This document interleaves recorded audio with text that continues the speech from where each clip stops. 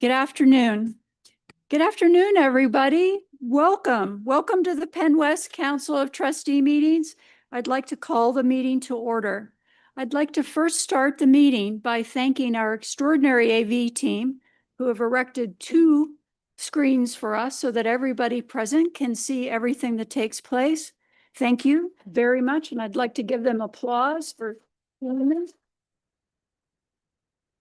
I also would like to give special thanks to the shepherdess of all trustees, Rachel Schofield. You make sure that everything we do is very well prepared. Rachel, extraordinary work. Rachel, can you please now take roll call attendance? Yes. Trustee Bellini? Present. Trustee Dugan? Present. Trustee Dunbar? Present. Trustee Jones? Trustee John?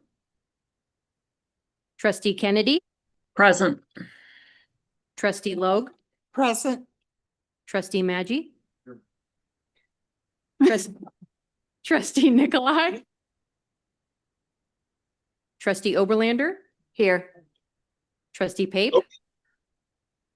Trustee Pickett? Here. Trustee Weaver? Here. Trustee Witt? Here. And Trustee Yamba? Trustee Nikolai is here. That was Trustee Yamba. That was Trustee Yamba? Yes. I'm not sure that you got me, At this Mary time, Nikolai. Dr. Anderson, would you please share your quarterly report?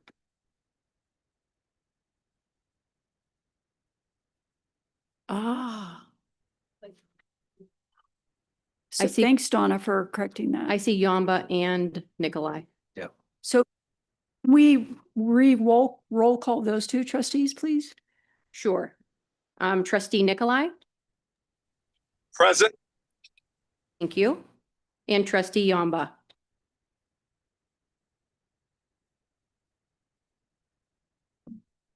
Now it's time for your report, sir. Very good. Thank you, Chair Dunbar. It is a privilege to share Penn West's progress as we begin our 4th academic year. The first 3 years of Penn West were about urgent challenges. Thanks to the dedication of so many, we now stand on stronger footing. Key accomplishments from this past year include reaffirmation of accreditation by Middle States, the launch of the Center for Artificial Intelligence and Emerging Technologies, and new academic programs, including online speech-language pathology. This year, we also had record fundraising of nearly $10.5 million, the highest amount in 4 years. We added new athletic programs alongside national achievements by student athletes across all of our campuses. And we finished major facilities projects, including the groundbreaking of the new Science Center in California. Just last week, the final steam beam was placed. This fall, Penn West enrolled 10,548 students across our California, Clarion, Edinburgh, and Global Online campuses. These numbers reflect stability and momentum in key areas such as global online, dual enrollment, and transfer students. The most stable enrollment Penn West has seen in more than a decade. This year, our work will focus on 3 priorities. Number 1, creating density across campuses to strengthen the student experience, align programs with workforce need, and use space more efficiently.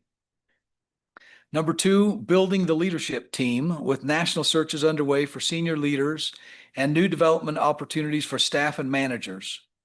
Our search for a vice president for strategic enrollment management launched, and searches for our provost chief financial officer will begin soon.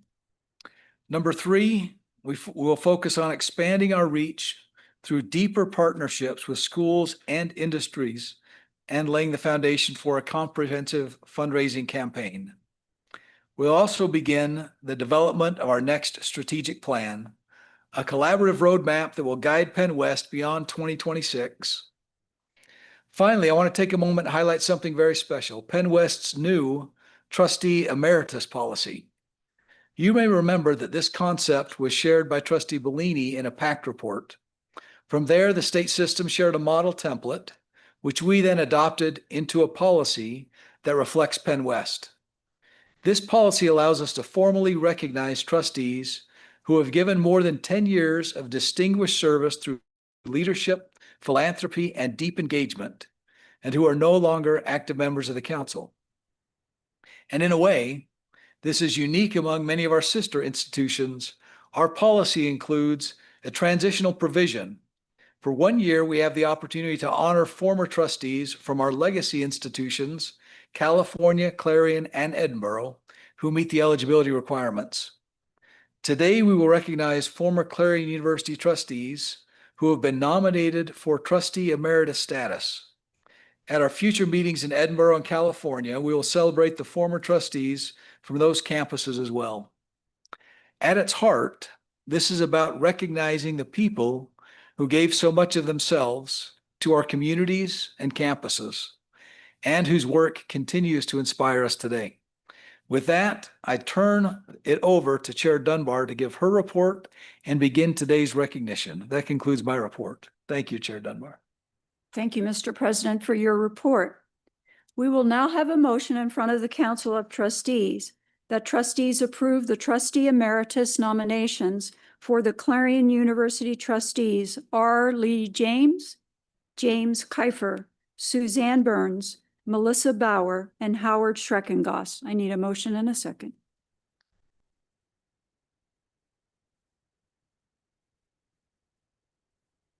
We have a motion and a second. Any discussion on the motion? Rachel, this requires a roll call vote. I think it's an easy one, but it requires it. No problem. Trustee Bellini? Yes. Trustee Dugan? Yes. Trustee Dunbar? Yes. Trustee Jones? Yes. Trustee John? Trustee Kennedy? Yes. Trustee Logue? Yes. Trustee Maggi? Yes. Trustee Nikolai? Yes. Trustee Oberlander? Yes. Trustee Pape? Yes. Trustee Pickett? Yes. Trustee Weaver? Oh. Trustee Whitson Yes. and Trustee Yamba. Yes. Motion carries. I'm now going to ask Trustee Oberlander to assist me in presenting the first trustee emeritus certificate to Melissa Bauer. And during this time, I'm going to move to the front of the room to read the rationale. Please excuse me.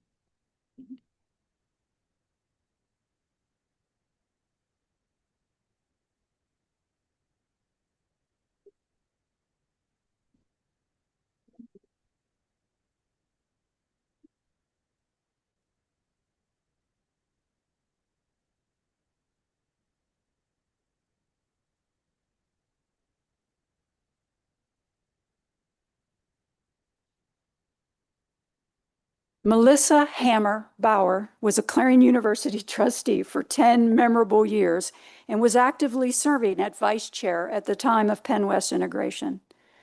Melissa had many pathways to success as a trustee. During her work on the council, she was nominated for the Pittsburgh region of the Women of Influence Award. True to form, she opted to be photographed with a sledgehammer as an armrest, and that's what was in the publication. Melissa was active in PACT as vice chair for that organization as well, helping to shape public policy. A Clarion alum and a member of the famous Clarion University Swim and Women, Melissa was active in support of women's sports as well as all Clarion sports in general. With her knowledge of how playing sports is a known quantifier in health indexes, Melissa was a strong component and fundraiser for the Clarion County-wide, which would not be there without her. She and JD spoke together to an assembly of students, faculty, and community members during an open forum session held in Still. And Melissa called that, was Women? Oh, I do remember that, but what were we called? Female-Fueled Leadership. You know, that's Melissa's title. Melissa's devotion to her alma mater is as strong as her pickleball swing. So now I would like to ask Trustees Oberlander and Pickett after this, but right now, Trustee Oberlander and Weaver, sorry. Thank you. You coming over here, JD?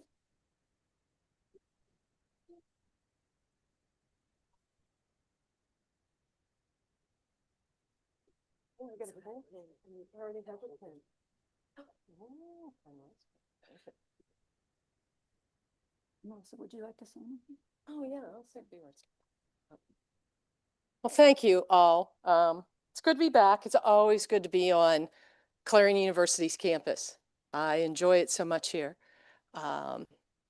Just a couple of quick things that we did whenever I was a trustee was, like President Anderson said, how do I want to say it? It was a time of great aggravation during the consolidation of the three schools. But one of the key things that I had the opportunity to really make an impact on was the fact that we had equal representation of the Council of Trustees from each of the three schools, along with 3 students. Kathy Pape helped me with that as part of PACT when I was first vice chair of PACT. That was really great. Another thing we did, and Neil, you'll remember this, Operation Picket Fence. Whenever we serve at the pleasure of the governor. And unfortunately, Larry Pickett had been not renominated. And we decided to have an operation called Picket Fence to get Larry back on as the Council of Trustees. That was really fun. And it was because he was very, very good at what he did. Also, I made so many connections here that have come back to be wonderful for our Clarion community. I could not have built the Y without Donna Oberlander, Neil, and JD. JD's rural program is one of the best I've ever seen. And even though I didn't attend it, it gave me an opportunity to meet a number of people who helped influence the Clarion community. And I think about that all the time because we really do matter based on our relationships and what we do here.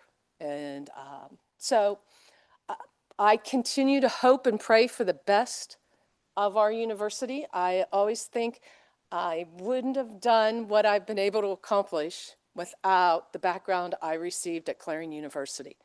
And I think a key thing is it teaches you how to think, it teaches you how to analyze, and then it teaches you how to speak. So, thank you.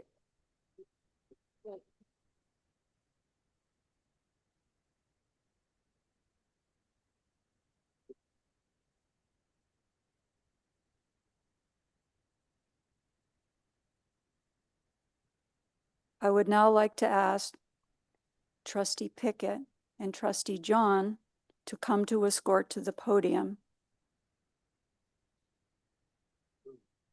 Representative R. Lee James.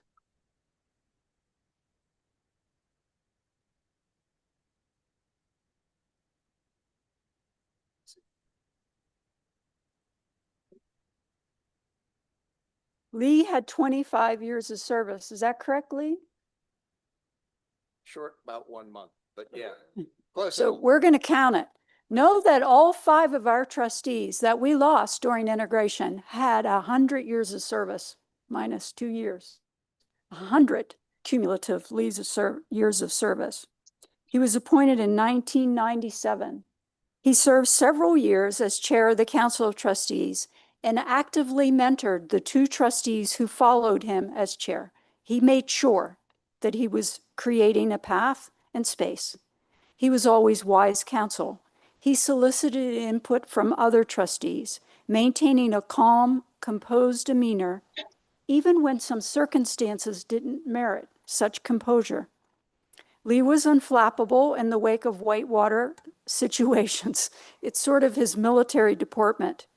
He well represented the Venango campus, which is part of his home district, and Clarion University routinely held trustee meetings at the Venango campus, as well as commencements. I would like to now ask that our two trustees present him with his documents.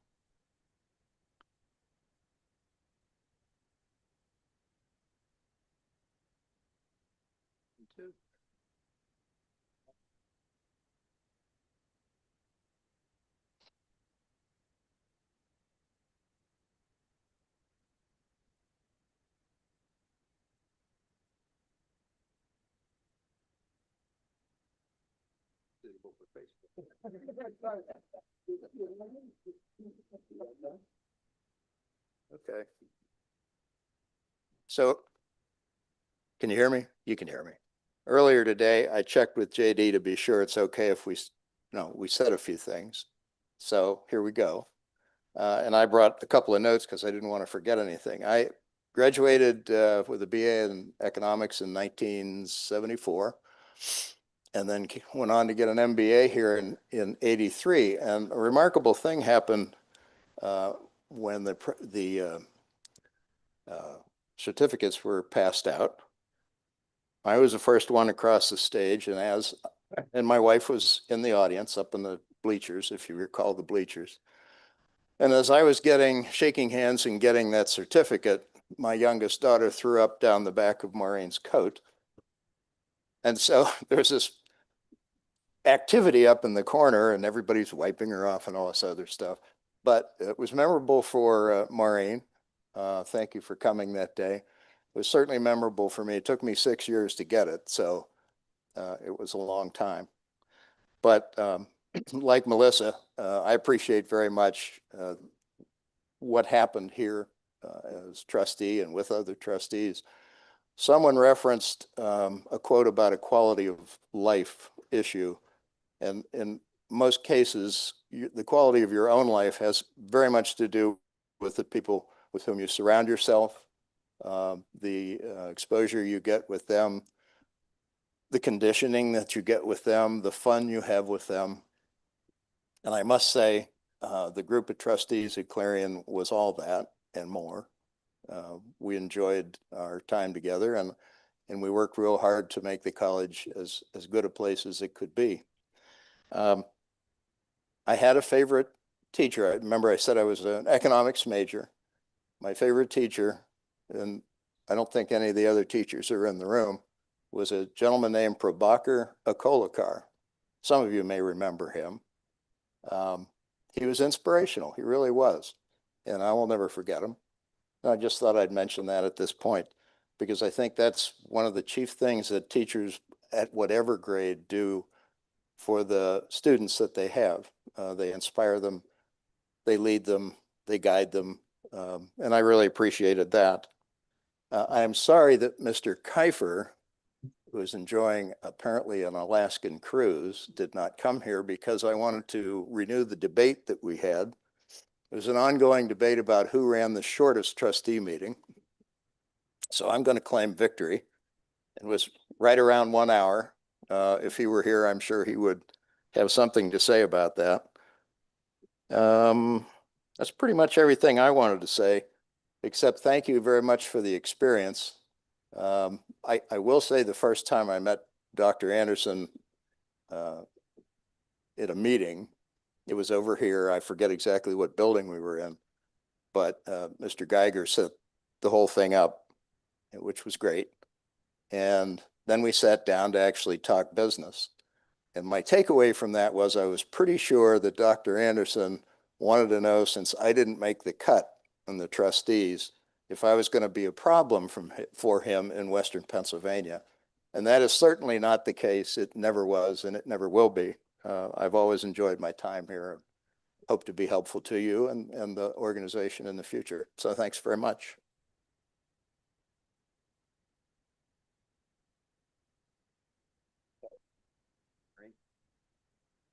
What did you want? Your plaque, okay. He mentioned Jim Kiefer, so I'm going to read Jim Kiefer's nomination and his credit. A former Council of Trustees chair for 2 years, Jim Kiefer was a trustee for 16 years. But Jim gave so much to this university and to this county, which progressively put the name and the bank into Clarion, New Bethlehem, Reimersburg, Franklin, and Erie. Who in that time that he started that bank grew banks? That was a time when banks were tanking. March of 2025, Jim Kiefer received a Lifetime Achievement Award from the Clarion Area Chamber of Commerce. Formerly, he was tied to the Kiefer Flower Shop. It's also a Clarion family business. He was a strong supporter of Clarion University, where he was also an alumnus.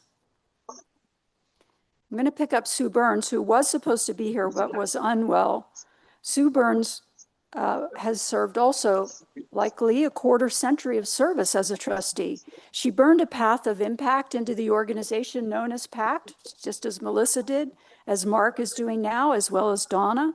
Sue was known by all state system trustees for hosting festivities in Harrisburg, inclusive of all state system trustees, not just her trustees, meaning she was paying the tab and everybody was coming to the party. Her business acumen acquired in her leadership at Burns & Burns Insurance nurtured a fourth-generation family legacy. And someone spoke at the lunch today from Burns & Burns. Though kind to a fault, Trustee Sue Burns took great pleasure at putting a clock on people who tended to overextend in public comments. She was pure polish when she spoke, and she absolutely dearly loved being a trustee. Howard Schreckengost was a Clarion University trustee for 21 years until Penn West integration. The owner of Charvel Candies since 1972, Howard bought a bowling alley known as Leisure Lanes to expand the candy business. He expanded it in a bowling alley. Due to Howard's largesse of chocolate and Sue Burns' spirit of giving, Clarion trustees never once went hungry. A vote for adjournment was a vote for chocolate, and Howard was always proud to be a vital member of the Clarion trustee family. That encapsulates what we were as Clarion trustees. We weren't just trustees. We were a trustee family. Congratulations on your nominations. We sincerely thank you all for your dedicated service as trustees, and we are blessed to welcome you back as trustee emeriti. Pardon me while I go back to this.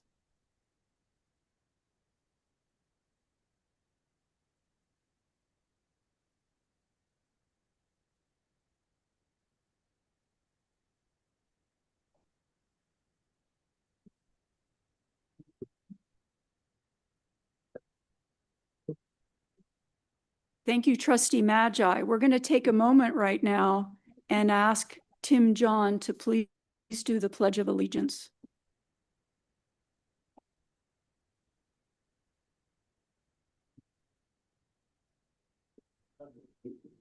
Flag of the United States of America, and to the republic for which it stands, one nation, under God, indivisible, with liberty and justice for all.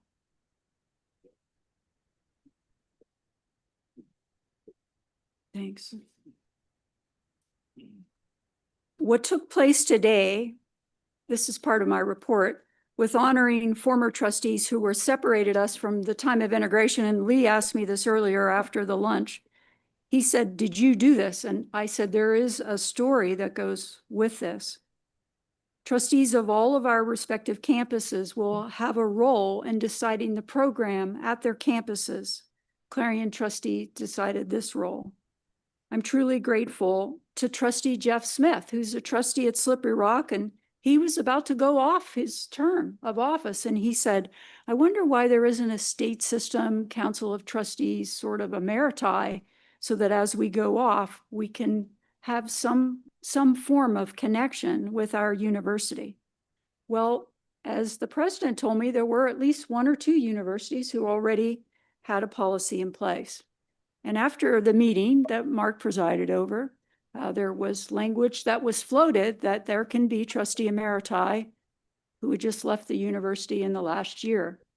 And that's all I saw, because I thought that we had been devalued.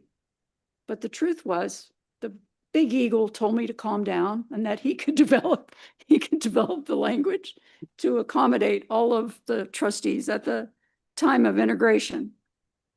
Soaring in Languages. He created that report as well. In my job at Penn State, I had an International Leadership Alumni Conference recently in Lancaster. There are programs just like Rule that Melissa mentioned all over the world, 58 programs in the world. And today at lunch, I counted and looked at the president and I said, I have 6 alums and 1 scholar in the class just in this very room. So there is so much to learn from having universities work together. And now that we're 3 yoked together, we are learning so much about each other. But attending that conference just 2 weeks ago was Kelly. Kelly was at the conference and we appreciate that she was there. I did not get a picture of Kelly, but we had a whole Penn West contingent at that conference. So I know that Tim is going to say something in his report, but I couldn't not put this picture up, Tim, of you. And this was at the first night of the conference. Tim drove himself to the conference and I ran into him there. I was looking for him. And he said to me, I've never been on a farm before. So this was not just a farm, it was a heritage farm. I said, they don't all look exactly like this one. They had acres and acres of sunflower fields and they had just come in bloom the night before. It was an incredible event, but what was incredible was to see the way that Tim connected to others who were there. Not others who were other students. There weren't many students around, but the way he was open to meeting others. I also reached out to 2 people here at our university, and they're here today. Amarilla Sanchez, who attended that conference with her son, Wesley. And Tim not only attended, he played guitar and sang. Neil Weaver spoke. Donna Oberlander was part of a committee there. So you could see it was quite an event that we had in Lancaster. The photo that I had of Tim was a wash and cinema quality cue the sunset moment, because that was a real event. Donna was an epic volunteer for this conference, which was called Rurban, 2 sides of a Pennsylvania coin. And most especially, Trustee Cabinet Neil Weaver was a speaker in our unparalleled capital, where he captivated an international audience. He's a Zenith speaker because he's a Clarion Comm major after all. My goal when I started as chair was to bring trustees closer together. I stated that a year ago. This is my goal. We need to be less specific about our campuses and more about all of us together. We need to know each other more. We need to know the cabinet. We need to relate to each other more. And I think we've made some progress, sorry, except for my clumsiness twice today. Our most important job as leaders, every single one of us in this room, our number 1 job is to build trust. It is part of our title. It is in our names. I truly believe that we're honoring this process. Thank you for your kind and gracious attention. Real leadership is love.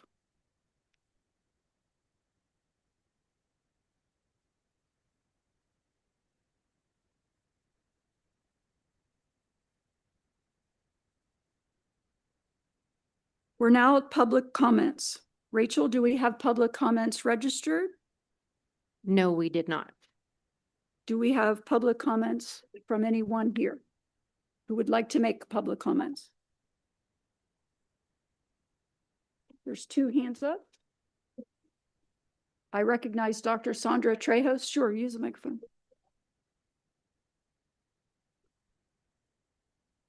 I just want to appreciate the opportunity to be here as a faculty again. I think I spoke last year. I've been part of RU impacted my life and my commitment to Penn West. I was able to attend the international conference at the expense of not being able to teach my students, of course, because it was a whole week, and I appreciate the understanding of everyone. We have students to impact still in different modalities, and as we are, and we need to meet each other as where we are in the station of life, health status of each one, and knowing that regardless, we can make a difference with 2, 3, 4 students in the classroom or not, which is what I'm going through, that it's kind of different with the integration, but I see that I just finished a class and the 2 students I had today, then 3 because 1 was late. We could have a very deep conversation because it was a small classroom. I'm not advocating for small classrooms, but I am committed, as I know that my colleagues and all of us are committed. I appreciate JD for the opportunity to be a rural alum and knowing that I have a rural family. The international conference was really an opportunity to connect, and I'm part of the board now for the ELAC conference, and I'm hoping to host the conference in Costa Rica coming up. And thank you for the opportunity. I'll keep representing Penn West in the best possible way. Thank you, Dr. trustee. Trejos, can you stay just 1 second? So I want to make sure you caught that. So she came to this meeting for the first time 2 weeks ago and was elected to the International Leadership Board for this conference and has plans of hosting the future conference in the country where she was born. So that's a pretty extraordinary turnaround for Dr. Trejos. Thank you. Well, I appreciate it, and it's truly an honor, a privilege. One of the big advocates of the ELAC conference came to the rule class, class 19, and he mentioned the international conference. Being an international person, as I am, an international economist, as I am, it was very natural to want to host all of you in my home country, now that I have 2 countries that I'm from. Thank you.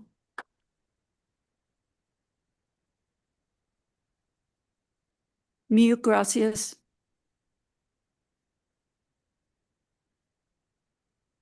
Amaryllis?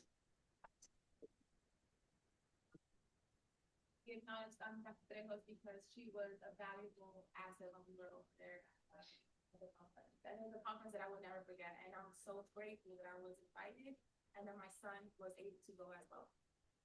Thank you. Thank you. Next, we move to remarks by ABSCUF. I'd like to extend a warm welcome to our ABSCUF representatives from each campus, of course. But joining us in person today, Dr. Adam Roberts. There you are, Adam. Hi, so good to see you. From Clarion. Well, it's nice to see you again. Good afternoon. Good afternoon. My name is Adam Roberts. I'm a mathematics professor here at Clarion. My colleague Mark Kilwine, who is our newly elected ABSCUF chapter president at Clarion, could not be here today. He regrets that he couldn't be here, and he asked me to stand in for him. All fall semesters are exciting, reinvigorating, quite frankly, fun. Up until the last 2 days, the gorgeous weather has made me think we were working in like a movie about college, not actually working here. As I thought about these remarks, I reflected on the last time I addressed this body. As I thought more, I actually realized I'd never addressed this body before. I addressed the Clarion Council of Trustees on numerous occasions, and I see many familiar faces. My remarks fit well within the theme today of what we're doing here. I see the Honorable Ms. Overlander, Trustee Weaver, Trustee Pickett. I missed somebody because I knew there were 4. Oh, Chair Dunbar, of course, is who I overlooked. And then, of course, we're honoring the emeriti today as well. I see Vice President Geiger over there from the old days of Clarion. And so I sort of settled on my theme of things are familiar and yet a little bit different at Penn West, which if this is the 20th set of remarks to this body that have that theme, I apologize. But the fall always does bring optimism, new students, fresh-faced, eager to learn. But it does bring unease. As I'm sure has been discussed and may be discussed later in this meeting, Penn West will be undergoing a review of its academic programs this fall. This is familiar to all the faculty across the Penn West campuses. We've all completed similar reviews in the recent past, and Penn West, of course, undertook a rather substantive review of its programs during the integration process. Faculty are a little exhausted by this process. We're discouraged that the work we've done in past processes is being set aside to once again review and make changes. We really want to get our colleagues focused on teaching, research, and service and interaction with students instead of constant curricular work. We don't really have the human capital or the institutional culture to serve the mission if we continue to do these things over and over and over again. We conducted a total review and redesign of the academic array during the integration process that ended just over 2 years ago. And it's important to remember that that was not ivory tower professors sitting and contemplating the world. There were external consultants mandated by the state. There was a detailed market analysis done for students. There was a detailed job perspectives done for regional, state, and national job opportunities for students, along with a myriad of other factors that went into that analysis. Of course, it was the state system that made the decision to consolidate Clarion, California, and Edinburgh in 2002. And on an incredibly short timeline, the faculty integrated the curriculum for the 2023 academic year. And it's also worth noting that 2 years later, we have not yet graduated the first class on the consolidated curriculum.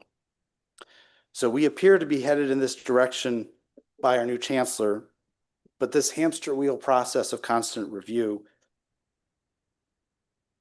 lacks foresight and innovative ideas for growth.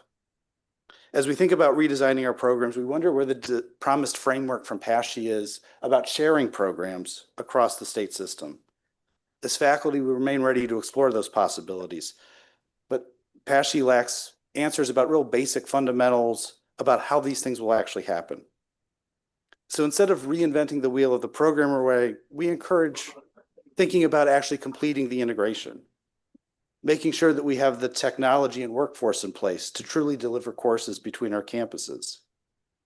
As someone who teaches 2 classes based here at Clarion, but shared at California and Edinburgh, we definitely have room to improve in those areas. We also should focus on making sure our website properly markets our programs to potential students. Once we have these things in place, we stand to be positions to not just be leaders within the PASHE, but potentially nationally at sharing programs across campuses and across universities.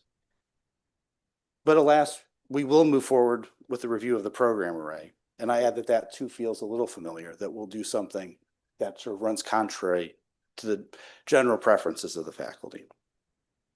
What I and the rest of the faculty hope, though, is that this is different from previous review processes. Those past processes often included lip service to things like shared governance, feedback, and being open. However, those promises were often unmet. We hope that when the provost says this process will be different, it will be open and transparent and inclusive, that we can believe it. We hope that the possibility of adding new programs is real, because adding programs that add real student enrollment to the university is important to us. We've often heard management discuss the need to make difficult decisions at the campuses of the state universities. In our case, this has led to consolidation, a downward cycle of faculty and student attrition. It really needs to stop. We need to rebuild the student enrollment. From our perspective here on the ground, the difficult decisions are the ones that will result in renewed vigor of the academic programs and the universities as a whole. We hope that you share that vision. We choose to believe that this will be different, that Dr. Anderson and Dr. Fisher bring us a different perspective and a different approach. And I thank you for your time today. Thanks. Thank you, Adam.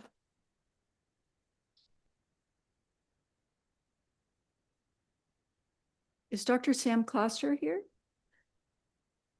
Are you making comments or are you just attending today?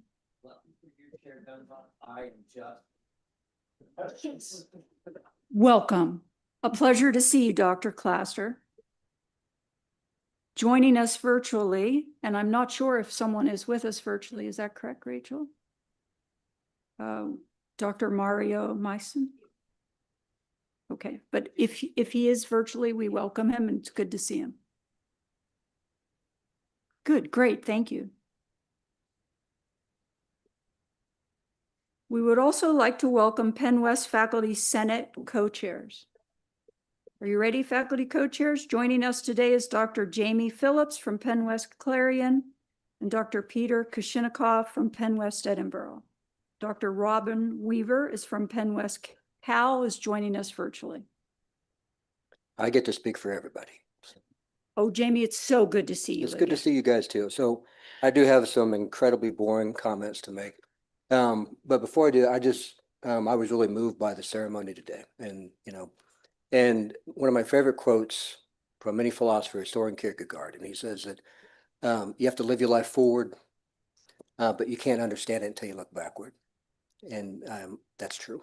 And what that means is that here we are right now moving forward. We're in the present trying to create something new and vibrant and substantive and flourishing. And yet we can't really appreciate what it is we're doing unless we look behind us and see what we were. Right? And so many people in this room are that. They are the history of this university. I've lived enough time here. And I've given enough of these speeches, both as an ABSCO president and as a faculty senate a long time ago, right?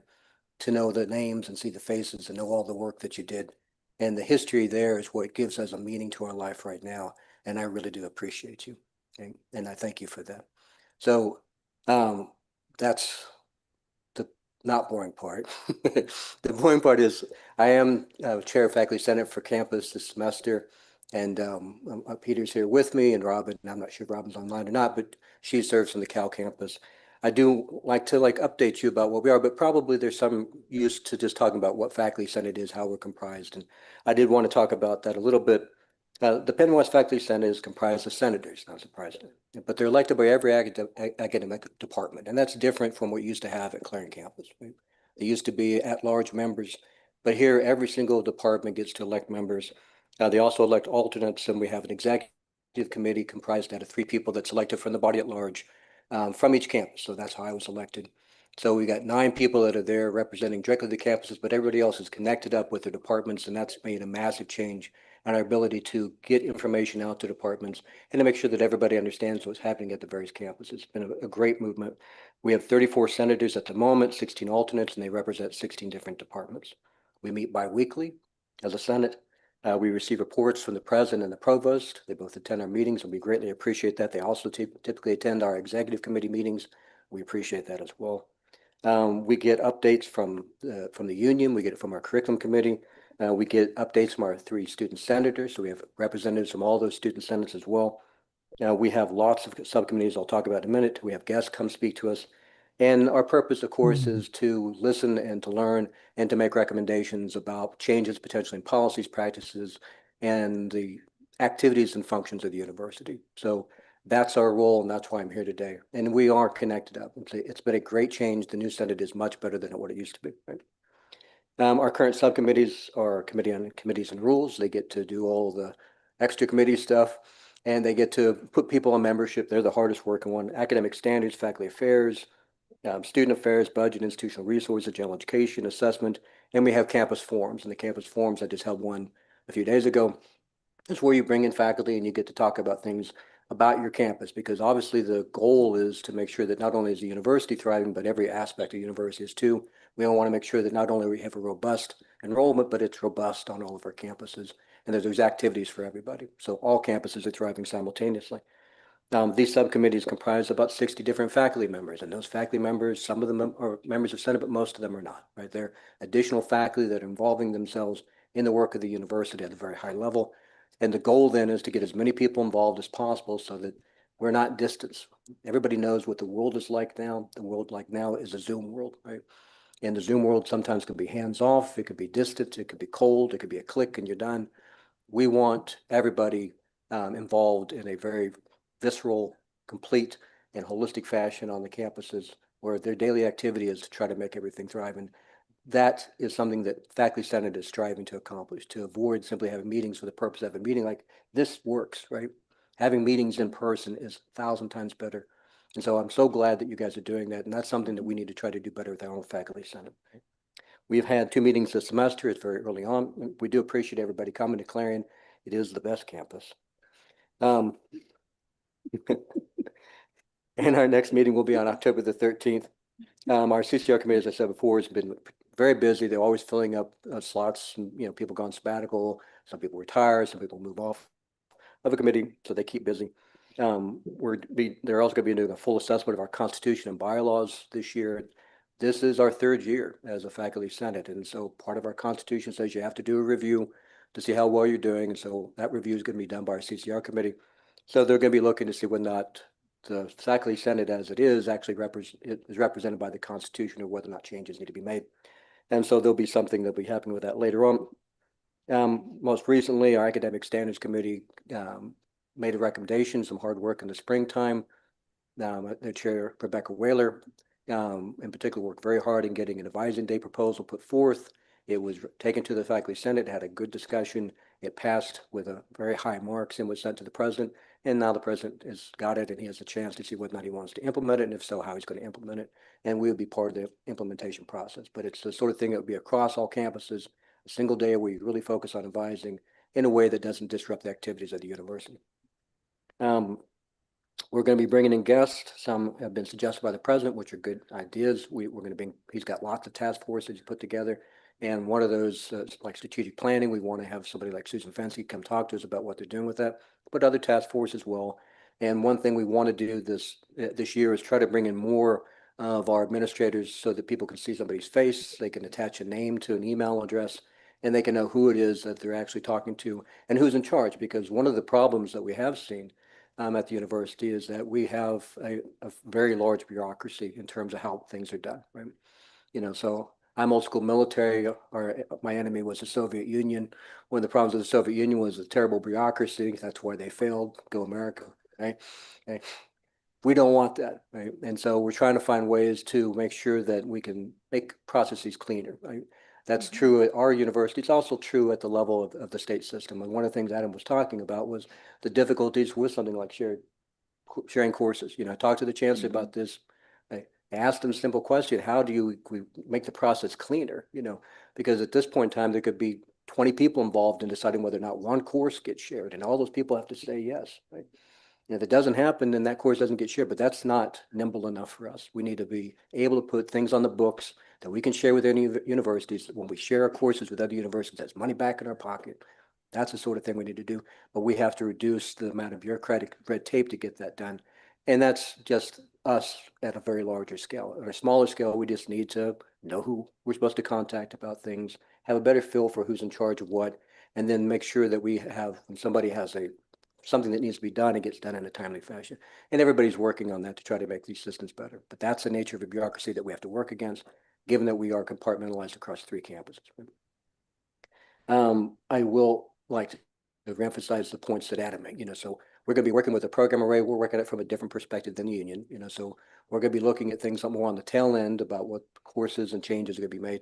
And we're happy to help in that process. And we've talked to the provost about that, eager to see what can be done with the program array and maybe to potential changes to general education. It is a fair point, though, that everybody's tired, right? And we have done this, right? And we have legacy programs that we're still getting through from the last campus. And if we change the curriculum too much, then there's going to be more and more legacy programs. So it's something we want to be very circumspect about. And we're sure that the administration knows that as well. And that they'll be working with all the faculty to make sure that any changes are minimized so that we have the ability to not lose our minds when it comes to our ability to know what our courses are, what's on this check sheet for these majors, to keep ourselves afloat when it comes to our ability to actually implement the curriculum in question. And I just want to finish by saying I appreciate you having me here today. If you have any questions for me, I don't wear a jacket very often. So, but I'm here to answer those questions. So trustees, do any trustees have a question for Dr. Phillips? You're Sir, just like my students, and I I appreciate thank you for your Great. impressive overview. The last time we sat together was on the Venango campus about 12 years ago. Yeah, and I miss the Venango campus. I do Yeah, too. there was I always do a good too, dinner sir. there, no question about it. Thank you, Dr. Phillips. Our next part of the agenda are remarks by student trustees. So I have an order that we were perhaps going to start with Aiden. Is that okay with you, Aiden? Sure. Oh, I'll start. All right, here we go. So first, I'm going to start out with the SGA report. Ruthie could not be here today as she's traveling home, so she didn't want to drive and be on Zoom. So I'm going to give her report really quick, who is our SGA president. She says that we had a very successful Highland Games this year, welcoming roughly 5,000 people to our campus, which was absolutely fantastic. And just over 300 students participated in the Highland Games, which is one of our big Scottish festivals up. Well, it's our big Scottish festival up at Edinburgh. So it was a great time. It celebrates our Scottish heritage, which is fantastic. 5 different clubs and organizations participated in the fundraising efforts for the first time this year, and we're hoping to implement that in future Highland Games as well. Our borough bikes, which are free bikes around the campus for students to use to travel around the community and the campus. Since the first week of school, we have had about 1,000 different bike rentals, which is skyrocketing. So it is absolutely fantastic to have those around campus. They're able to take them into town down to our lakeside. which is connected to our Edinburgh Lake. So they're taking them all around town, all around campus. It's a great way to get around. I know here at Clarion, they also do the same thing. I believe Cal does, but I could be mistaken on this. So we started using Grubhub through the Food Service AVI last year. We have a Grubhub Ghost Kitchen, and then this semester we brought in our barista, which is our Starbucks on campus. We've had a few hiccups and issues with the app. ABI has done such a great job in resolving these issues as they're happening. So just a huge kudos to ABI for all that they're doing. We're very, very appreciative of them. We're getting new signs on campus. I know all 3 campuses are getting that, but we just wanted to highlight Edinburgh. The date that we have is September 26th, but I'm sure the rain might kind of delay that a little bit. But the new signs are coming to campus, including the big entrance sign right by the police station. And the signs will be rebranded saying Penn West Edinburgh. Will be keeping our tartan plaid and our E-Athletics logo. Over the summer, our main campus road, Scotland and Heather, got repaved, so that was fantastic. Our SGA Vice President, Anna, is leading the initiative to get period products put into our bathrooms on campus. It's a huge effort that she's putting forth, which is absolutely fantastic. And then right now we are going through our club re-registration until October 3rd, so we're getting all of our clubs and organizations back re-registered on campus. So that was Ruthie's report, and now we will move into mine. First, I want to give a huge shout out to David Goodwill, Amanda Sissom, Ariel Phillips, and myself. I'm kidding. Okay. But I was able to sit down with the 3 of them, and they kind of gave me some awesome reports to give today. So I'm going to start just with announcing that our board of directors for the Alumni Association has totally rebranded to the Edinburgh Alumni Association, updated graphics and everything, and they are official 501c3. So we're very, very proud of those efforts. This coming Saturday, the Edinburgh Athletic Hall of Fame game is going to be happening against Clarion. Go Edinburgh. But we will be recognizing many inductees, the 1970 Lambert Bowl football team, Vanessa Rose Borkowski, Rebecca Costello, Andy Garbiano, David Habit, Mitchell Port, AJ Shop, Stacy Schreckengost, Kiara Thomas Brown, Mike Deanna, and Mike Zavarovsky. So we're very, very, that's a huge honor for them. So we're super excited to have them. The Edinburgh versus Clarion's President's Hospitality tent on the actual day of the game. All the COT members are definitely recommended to join. That'll start at around 11:30. So please make sure to make your way out if you can. Our homecoming parade is coming up and our homecoming festivities, so we're super excited for that on October 10th and 11th. Our theme is the mythical creatures, so we're super excited for that. The Edinburgh Athletic Day of Giving is October 17th. And tickets are now on sale for the CCA Women's D2 Tip-Off Classic presented by AHN Sports Medicine and the AHN Pavilion. This is a premier event that is hosted by Edinburgh Athletics and Gannon University and promoted by the Erie Sports Commission. It will feature some of the best NCAA Division II women's basketball players in the country. This is an 8-team tournament that will take place on November 7th to November 9th this year, with 6 games playing at the newly renovated Highmark Event Center at Gannon University. And 6 games will also be played at our Macomb Fieldhouse at Penn West Edinburgh. So if anybody is interested, definitely recommend. Just to kind of reiterate everything, obviously our homecoming parade's coming up. Highland Games was an amazing thing that we were able to do. Our welcome weekend, I know that Tim, Tyreek, and I have spoken. The freshman class that came in this welcome weekend is just the most energetic group. They are excited to be here on all 3 campuses. So I know at Edinburgh, they are coming to every event, loading up our rooms, which is just so awesome to see. So we're very, very thankful for that class and hope to see that more and more as we're going on in the year. We have our community trick-or-treating event coming up and our rake program, which is athletics goes around and helps rake elderly or unable to rake their own yards. So we're very, very excited to have that happening. So then just a couple of other updates on the Edinburgh campus. For those who don't know, the barista that was previously in our Pogue Student Center has moved over to our library, which is great for the library. It's kind of unfortunate for the Pogue Student Center because we are seeing significantly less foot traffic through our student center, but that means we're getting increased foot traffic in the library, which obviously being the newly renovated building on campus, we're very excited to have that. But we are having many initiatives to try and get more foot traffic through the student center because obviously that is what we consider the heart of our campus. So AVI, PSCCU, and multiple organizations and clubs on our campus are working tirelessly to make sure that we're getting those people in.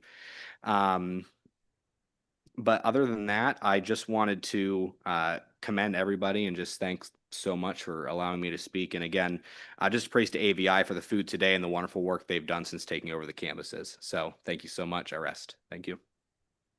Thank you, Trustee Aiden. That was an extremely comprehensive report. I'm very proud of you. Trustee Timothy John, can you give us Clarion's report, please?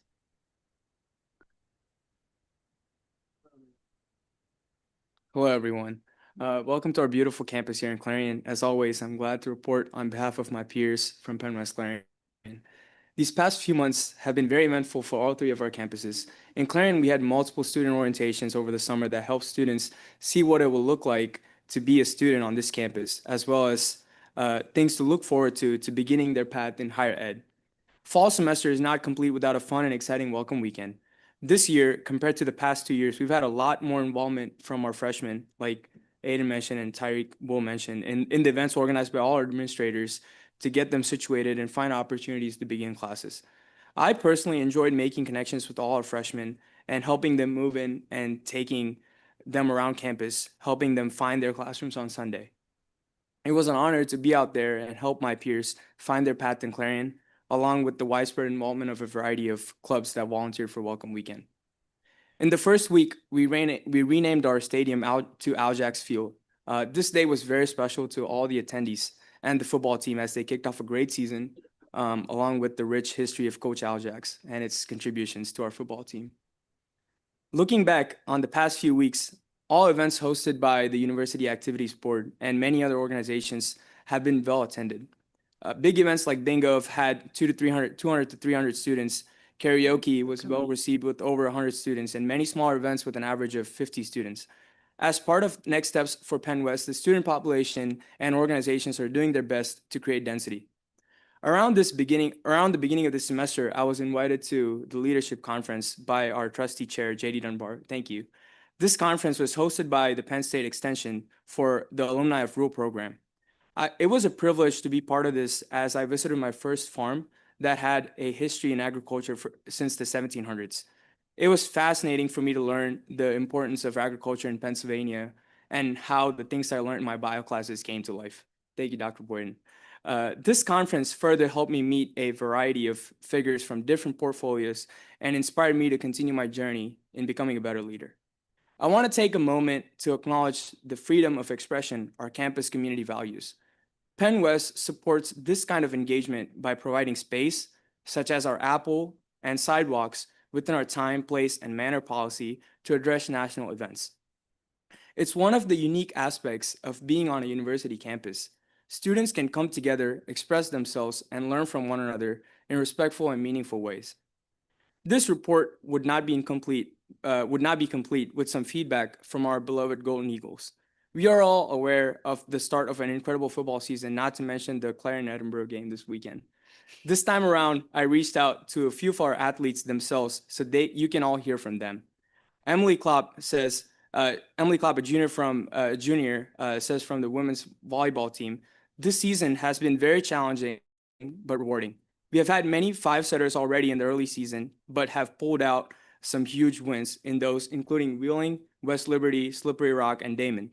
We have a lot of new pieces to this year's team, but we are continuing to work and adapt to our changing rotations and lineups. Marissa Colandrillo, a senior from the women's soccer team, says, we're off to a rough start record-wise, but we had lots of little wins in games and practices. We were dealing with a lot of injuries, but thankfully we're getting everyone back healthier than ever. We've healthier and best shape we've ever been. Our beep test average during preseason was much higher than any year prior. We won some of our scrimmages and tied up UPJ in our first PSAC game. We have multiple girls that got their first career goals already this season. We're looking forward to continuing the season with our best efforts. And Jess Shelrifer, a sophomore from the women's cross country team, says, "We've had 2 meets so far this season and the team is off to a solid start. Runners are already dropping their times and gaining confidence with each race. We're excited to keep building and see how the rest of the season unfolds." With that, I would like to thank all of you for this wonderful opportunity to report on this beautiful community of students pursuing their dreams and goals. End of my report. Last thing before I want to end my report, I would like to turn your attention to the Student Senate President, Bethany Morrow. She's a nursing student who is a sophomore, and she's also in the Army National Guard, amongst many other involvement in our campus. She'll be coming up here in a second.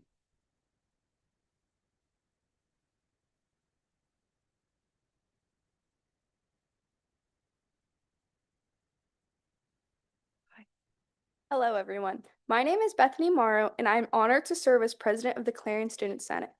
I'd like to start by sharing a little bit about what the Senate does. We serve as the official voice of the student body, working to represent student concerns and improve campus life. Recently, we also had the opportunity to learn from Diana Brush, who came and spoke with us about parliamentary procedures. Overall, the Senate plays a vital role in making sure students are heard, supported, and connected here at Penn West Clarion. As part of the Senate, I helped with move-in, where we welcomed freshmen by carrying belongings into residency halls and making sure they felt comfortable in their new environment. The following day, we walked students to their classes so they could feel confident finding their way around. This gave us the chance to connect with new students while strengthening teamwork among senators, and partnering with other organizations showed how powerful collaboration can be in creating a welcoming campus community. As part of the Welcome Weekend, the Activities Fair introduced freshmen to a wide variety of clubs and organizations, encouraging them to get involved right away. We also supported UAB with their engagement event, which gave students the chance to meet new people, build friendships, and feel at home. The welcome set a positive tone for the semester and showed the importance of getting engaged early. Our first big event of the year was Wingo, where the Senate helped shop for prizes and prepare a fun night for the freshmen. Dr. Anderson even joined us, which made the event extra special. The strong turnout was exciting to see. So many freshmen participated, got involved, and experienced one of the first Clarion traditions. The event was both fun and meaningful, building community spirit while welcoming new students. Most recently, Penn West Clarion hosted its annual leadership conference, which brought together students involved in organizations, student government, and those eager to develop their leadership skills. The workshops and sessions focused on building effective leadership, encouraging collaboration, and strengthening student involvement. For me, it was an amazing opportunity to connect with other student leaders, learn new strategies I can bring back to the Senate, and gain tools that will help me grow personally and contribute even more to the groups I'm a part of. Before I conclude, we have a variety of things to keep our students involved and excited, starting with Sean Ashton's visit this upcoming Monday, a collection of events hosted by the University Activities Board, which will lead us right into Autumn Leaf festivities it offers around the campus in our community. That concludes my report, and thank you for having me. Thank you for the report. Thank you, Trustee John, for extending your report to other students. That was pleasure. extraordinary. Thank you very much. Can we now call on Trustee Tyreek Whitson to provide the CAL? Yes, of course. Hello, everyone. Good afternoon. So sorry I couldn't be there today. I am here to give my report from the California campus. This is combined with our SGA president, Cindy Cochran, who gave me some things to say as well. Just going over from the start of semester, the welcome weekend was very much a success. We welcomed many new freshman students to campus and hosted a wide range of events such as bingo, a block party, and as well as a candlelight ceremony that brought back an old tradition here at the Cal campus. This amazed many, including Dr. Anderson and I, as we finally got to see Blaze, our Vulcan, light up with fire around his feet. So it was a great time. And it brought a lot of good energy back to campus. Club organizations have also brought life back to campus, and we continue to see a major uptick in involvement, especially with the return of Common Hour on Monday, Wednesday, and Friday. This has allowed organizations to hold meetings and events, and it has allowed much easier involvement on campus. Another positive note is is the dining here at Cal. We are very happy to welcome Chicks, which is a new chicken place, as well as Agave, a new Mexican cuisine place, to the California campus. These locations are additional to Flats, Late Night Eats, Umami, and Gold Rush, which give students a wide range of options to eat at, also while adding an additional 40-ish hours a week to the current, meal setup. We are also very excited to welcome Barista Beverages whenever that is officially opening here on campus. This has been a welcome change with the recent closure of Chick-fil-A, and we have gained so much more out of this than what any of us could even expect. So many thanks to AVI for working with us as student leaders, as well as the president's leadership team and everyone else who has been able to work hard on this. Looking forward, we are very excited for homecoming, which here at Cal will be on the 17th and 18th of October. Our theme is Halloween, so we're very excited for a spooky festivities this year. Some of the activities will include leading up to the event, more bingo, which is loved every time from students, a free money game show from our student activities board, a pep rally, which is led by BSU and will announce the homecoming court, our 36th annual health fair to promote and encourage health and wellness among students, and then Rainbow Lions will host a drag show that week as well. The weekend will have a wide range of activities for alumni and students, and we look very forward to welcoming alumni back for homecoming. King and Queen will be announced during the homecoming game, which this year is against Clarion, and both teams are currently undefeated, so we'll see how that goes. And my early prediction is that Cal will win, so we'll see what happens there. We are also happy, as Tim and Aiden have shared, that this freshman class is very much active and involved and want to be involved on campus. This is something that we have struggled with for the last year or two. And as student leaders, at least on the California campus, we are very optimistic about this involvement. These new students are ready. They want to do things. They want to take our places, which, that's great. And we're hoping this leads to more involvement the years down the line. Lastly, I just want to continue to share the sentiment that has been shared by everybody else, which is shared governance. This has been a continuous commitment by the university, and under the leadership of President Anderson and his team, we have seen more students being informed and involved in the process of building our university. The work currently being done with the strategic plan is an example of this, as well as many other plans that we're working on. These many forms of shared governance help make us unique, and all voices being welcomed has been something that, is very important, not only to student leaders, but everyone else who's involved in the university. So we say thank you, but we also continue to see that work needs to be done, and we're very optimistic and happy to be involved in this work. Thank you all.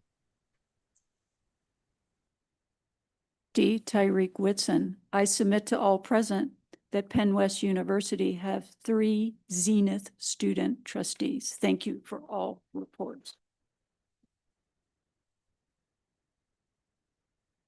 Coming up next, Trustee General Mark Bellini will present the PACT report. PACT stands for the Pennsylvania Association of Council of Trustees. Thank you, Chair Dunbar. I have a few things to report at this meeting. On 8 October will be the next quarterly PACT meeting, and this one is with the Chancellor as well as the Board of Governors Chair. And everyone's invited to attend to that. That's a virtual meeting.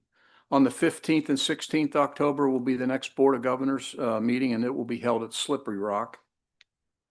On the 22nd of October is an important date because for those trustees who are also students, like our 3 Zenith trustees who are students, there's going to be a meeting in Harrisburg. And you'll be able to go and you're going to meet with Senator Martin, attend the Senate meeting. You'll be recognized.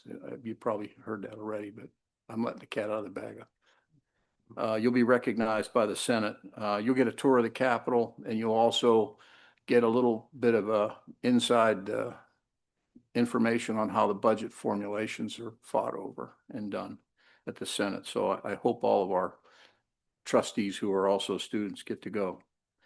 The next PACT board meeting will be on 24 October. If anybody has any things that they'd like me to bring to the PAC meeting, just shoot me a note and let me know.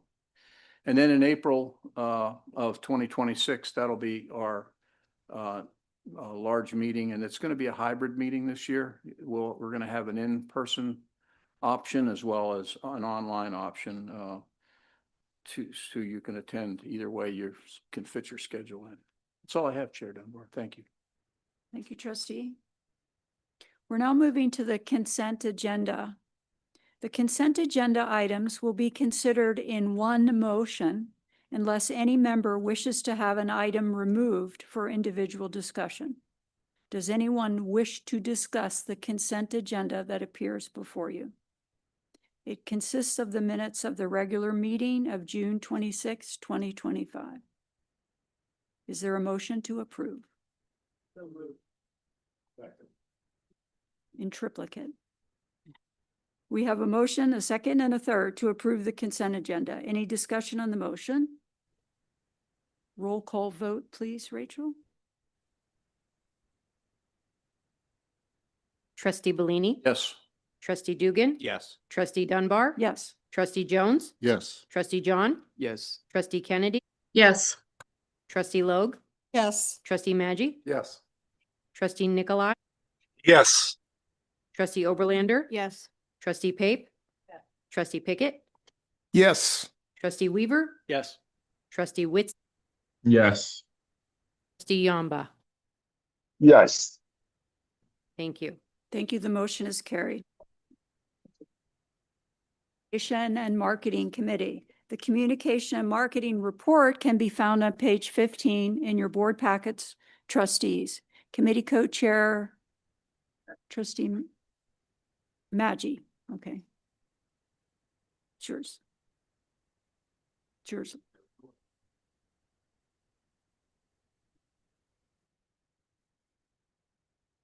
Go ahead. I'm so sorry. Thank you, Chair Dunbar. We had our first Communications and Marketing Committee meeting earlier this month, and we had a lot of good ideas of how we'd like to structure the committee moving forward. Today, I'd like to highlight some key areas. So first, earned media. This is, of course, our favorite type of advertising. This is when we do not have to pay to have our story told. So you can see here that just in the summer, lots of mentions across the web, the ad equivalency of 63,000 and reaching an audience of 26 million. The number that I like to highlight is the social shares, which is close to 5,000. That's really the best word of mouth to tell the power of Penn West and have word of mouth branding. Next slide. One of the features that we did this summer was to highlight student experiences through their internships. And this was posted on our different social media channels. You can see here a Penn West Clarion student, one of the experiences they had. Here we had Edinburgh, California, and those were just 3 of 12 stories that were shared across the various channels. So really great to see how our students are taking their education and experiences here and using it in the real world. We also had some great results from our paid marketing, 5.3 million impressions. This is an example of an ad that ran in the Pittsburgh Magazine. This is one of our Penn West students, and she is an athlete and also a science major. And we really, again, are trying to use our students to help tell the power of Penn West and the story of students through their experiences. Social media, you may have noticed a bit of a shift in the content on social media. We have fully deployed the use of our students in taking user-generated content. So you'll see here just some of the great results that we've had. Over 100% increase in post reactions, which is great. Increase in profile views, also links. And the links, of course, are very important. Those are the requests for information. That means people are seeing our social media posts and then clicking to get more information about the university. I want to give a shout out to Chris LaFuria on the Edinburgh campus. He is one of the organizers of this initiative, and really they're just doing a great job with student affairs in collaborating on this. The web services, you guys received our annual impact report. This year we put it fully online digitally. This is just a screen capture of part of the report. Whoops. part of the report that was put on the website. And just really a great way, I think, to share information and then be able to, instead of having a 50-page report, being able to go online, click on a link, and then read more about that story. And that concludes my summary. There's more information in your report on creative services and other areas. If you have any questions, please let me know. Questions for VP Kelly Rapinski, and let the minutes reflect that she provided the report, please. Kelly, it's been extraordinary to see the different stories, as you said, that you just featured. And I invite everyone in the room who's active to please add comments or to give likes or whatever you feel that that story is worth, because we can propel it by our own connections. So we need to actively support all 3 of our campuses. It's a nice friendly competition about our football games coming up, but we are all one. We are all together and we need to help each other. So look for them, support them. Sir. I've noticed them positive uptick. Getting the word out. Well done. Thank you. I appreciate that. My team has done a great job. And we just want to thank all the faculty and staff and students. We've really moved to a storytelling model, and we're encouraging everyone to share their stories with us. And it's just been a really great experience being able to do that. So thank you. Thanks, Kelly. Next up is academic affairs. Speaking on behalf of academic affairs is the other JD Fisher. Good to have you. Good afternoon, everybody. It's good to see everybody here.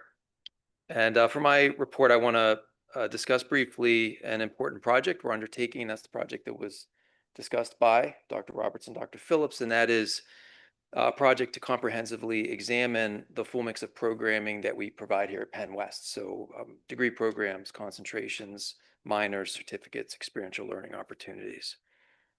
And the question we're really asking ourselves this academic year, and we're going to answer together, is what is the most impactful mix of programming that we can provide at Penn West sustainably?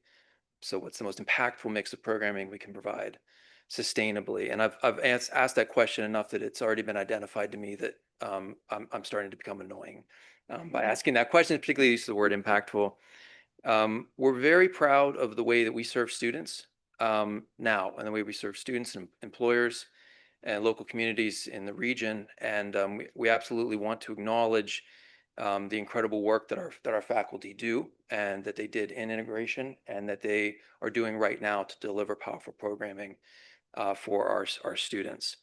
So what we are doing is we want to ensure through this process of this project that we are best meeting workforce needs, student interests, and also evolving fields and needs as well through the mix of programming that we offer. And that will include, I'm confident, some new programming, and also shared programming and shared courses with our PASHE colleagues, our sister schools. We also want to make sure that we're providing the strongest student experience possible, which includes several features. We want to clearly communicate the value of the education that we're receiving and clarity in the kind of experience, how they receive that student experience or that educational experience. We want to make sure that our value proposition is clear. There's truth in advertising in the experience that they have when they're on campus or online. We also want to make sure that we're delivering predictably focused, outcomes-based education. So that's both in their major, the courses and skills that they receive in their major, but also those transferable professional skills, sometimes called soft skills.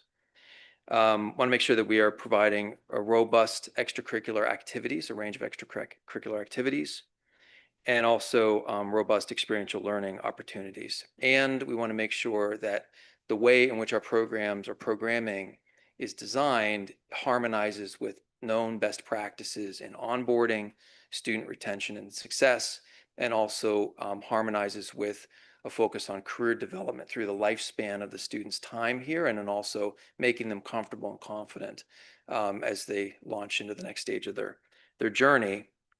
And we're going to do all of that in a financially sustainable way. That's the key thing, that we're delivering this mix of programming in a financially sustainable way, and with room for us to nimbly respond to new needs and expand programming that shows demonstrated growth. And we're going to be doing that through a collaborative process We're already in that process now, engaging with our incredible faculty and with the input of current students and prospective students as well, and other stakeholders. We're going to be using a lot of data. We've generated a lot of data and we've shared a lot of data. We've invited additional data from our faculty colleagues, and we're engaging in a lot of thoughtful and imaginative conversations. And I do want to acknowledge my appreciation for Dr. Roberts and Dr. Phillips, their discussion of how faculty feel about the process and what the work that they've already done. And I think the entirely reasonable skepticism that they have about the process. And it's my responsibility, my accountability to prove and make it true that we are having a genuine conversation. We're receiving feedback. We're making decisions collaboratively. That's not to say that all of the decisions that we ultimately make will be ones that everyone agrees with. That's impossible to do, but everyone will know that they've been heard and we've been as thoughtful as possible because we have to. It's incredibly important what we're doing for the future of the institution. So at the end of this semester, we'll have a series of recommendations for the president, and then we'll spend the spring semester implementing the accepted recommendations. And that also gets to something that Dr. Roberts and Dr. Phillips mentioned, which is the implementation process is very important. How do we transition to an evolved version of our academic array and do that in a way that's as smooth as possible for everyone? So before I provide a very brief enrollment update, I just want to pause there for any questions, comments about that process we're undertaking this year. Not seeing any, Dr. Fisher. Okay. So I'm just going to provide a brief enrollment update. So our total enrollment at census this year, headcount, undergraduate, graduate, online, and face-to-face is 10,548. Again, that's online, face-to-face across our 4 campuses. We had projected from last year's census to this year's census, we projected a small drop in enrollment as we graduated a slightly larger senior class. And we did see that small drop, but that drop represents the smallest drop in students in 15 years. So at our current institution, our legacy institutions, that's an important sign of enrollment stability. And again, we have a lot of stability across all of the different categories of students. I'll note 2 places of exciting momentum. One is the increase in dual enrollment students. So as Dr. Anderson mentioned, we have an increase in 270% of dual enrollment students from last year. So that's about 340 students from 90 different school districts taking classes with us this year. And that's great momentum. I feel like we're just getting started. As you know, we have received a $1 million grant from the Pennsylvania Department of Education to support dual enrollment. And we are going to be implementing that for the spring semester and into the next couple of years. And so we're excited about that. And also, as Dr. Anderson mentioned, we have robust increase in our online campus, 8% growth from last year. So we're seeing that's at the undergraduate and graduate level. So we're excited about that. So any questions about our enrollment this fall? Yes. Trustee Fisher. I do have one question, Dr. Sure. Fisher. In dual enrollment, I'm assuming students who take a course through dual enrollment will get credit if they were to go to Penn West. Would they also get credit if they chose another PASHE school? That's correct, or any other school. So they are taking a course as a Penn West student. They get credit for it, and that can, of course, we'd love to have them use that at Penn West as a fully matriculated student, but that can transfer anywhere. Got it. Thank you. Mhm. Please. This is really a question, but I just wanted to say thank you very much to Provost J.D. Fisher. He 2 weeks ago sat down with our SGA Senate and kind of just sat down, gave them a brief overview of everything and answered pretty much every question that fell under that could be answered. He answered them with honesty and integrity, and I just wanted to thank you very much for meeting with us and just being honest with the SGA Senate and with students in general. So thank you. Thank you so much. Very kind. And I will say, you know, I many days I wish I was back in the classroom. Just to, not that I don't like doing this job, I just miss the students. I don't get enough of an opportunity to get to see them. It's just such an affirmation, the thoughtfulness, the imagination, the care of the students that we have at Penn West. And it was just so gratifying to talk with you all. Thank you. Thanks for that acknowledgement, Aiden. Thank you. That concludes my report. Thanks so much.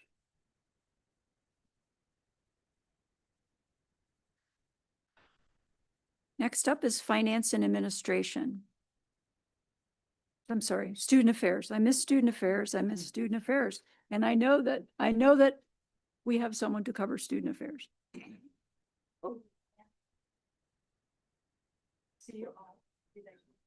See a hammer.